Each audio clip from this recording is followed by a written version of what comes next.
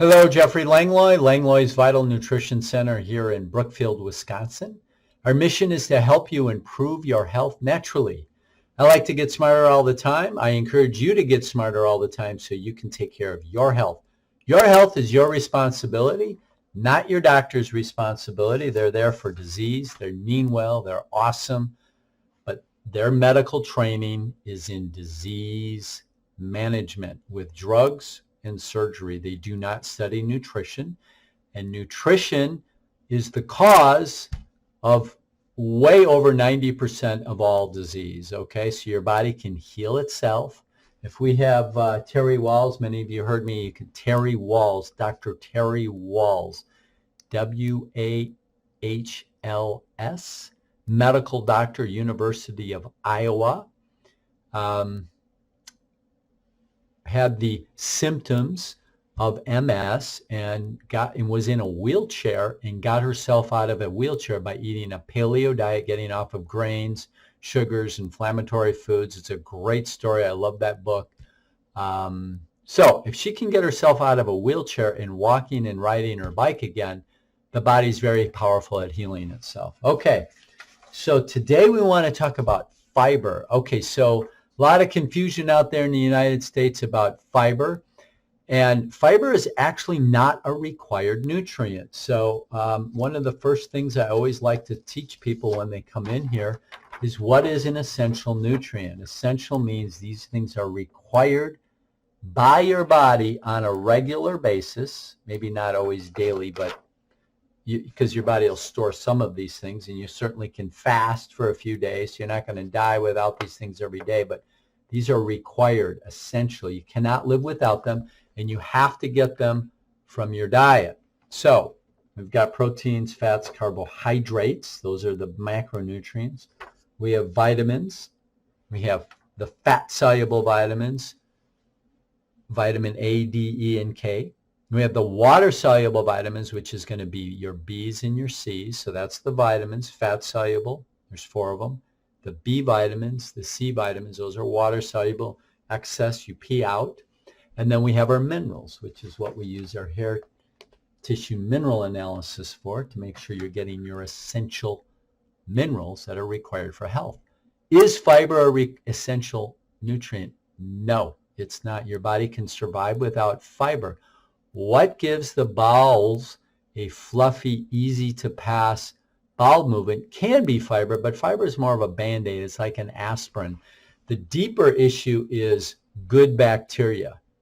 So it's the good bacteria that give the bowel that fluffy, slippery, easy bowel movements. Who realize the Eskimos, and there are people that did not eat any fiber. They only eat animal products. And they don't have colon cancer, okay, and they live to be over 100 years old, and they don't have heart disease, so they only eat meat. The Eskimos would only eat generally seafood, but they would rot the seafood. And I know in, I believe it's Iceland, they eat rotted shark's meat, so they rot it and ferment it for the good bacteria. They'll dig a hole in the ground, they'll bury it with plants or herbs that they find, or somehow, I don't know the exact process, but they eat rotted shark's meat. They'll eat fermented salmon for the bacteria. So what you need is a good, plentiful garden of good bacteria to help digest, absorb your nutrients. A little bit about probiotics here, and that there's a big game, a marketing game played in the probiotic world. The essence is not the number or quantity. I mean, you want a certain number, like, 20 million probiotics, but you get 50 million, 200 million.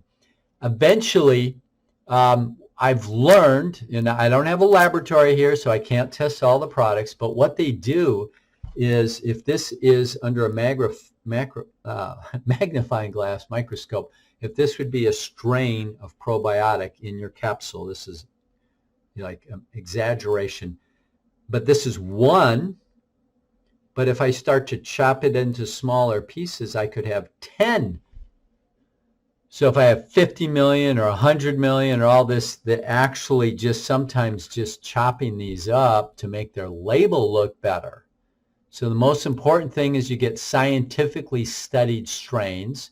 And these strains, when they go into your digestive tract, will expand and grow and multiply in your digestive tract, okay? Your digestive tract is 98 degrees. It's warm in there, it's wet, and it's dark. And the bad guys will multiply, or the good guys. So you want good guys down there to multiply, but it's not so much the quantity as the quality of those strains. And you want to make sure the really good ones nowadays are actually shelf stable. They really don't need to be refrigerated.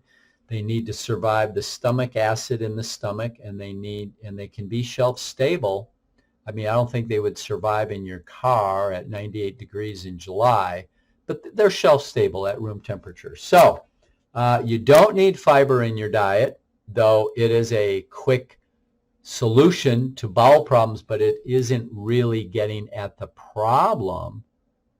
Is not a lack of fiber. It's bad balance of good guys and bad guys in your gut. Okay?